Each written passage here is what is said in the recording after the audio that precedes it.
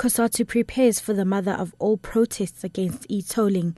Obama urges talks between Sudan, South Sudan to avoid war. With your news update, I'm Kensani Maranele. COSATU says it's set to begin its mass action this coming week to protest against the Gauteng e-tolling system. The Labour Federation has announced plans to stage what it calls the mother of all protests against the controversial system. There's been renewed public anger at a new set of tariffs that the South African National Roads Agency Limited has published. The new tariffs entail heavy penalties for drivers who don't register for e-tags. COSATU President Dumo Dlamini says they will call on their 2 million members to join the protest. Police say they're optimistic they will soon nab a gang of 5 suspected robbers involved in last night's shootout at a shopping centre in Fourways, north of Johannesburg. A group of 8 men tried to rob a supermarket at the shopping centre shortly before it closed. The gang robbed several customers of their cell phones and wallets. When they tried to escape, they ran into police who opened fire and a shootout ensued. 5 men escaped on foot and police arrested the other 3.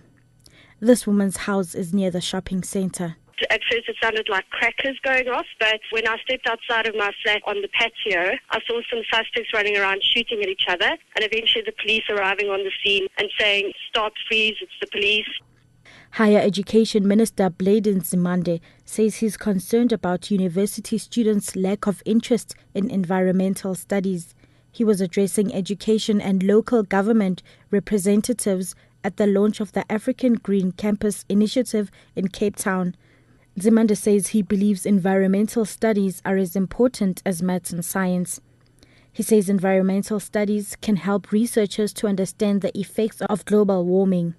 United States President Barack Obama urged the leaders of Sudan and South Sudan yesterday to stop the fighting between their countries and begin negotiations to settle their dispute, saying there was still a chance to avoid war.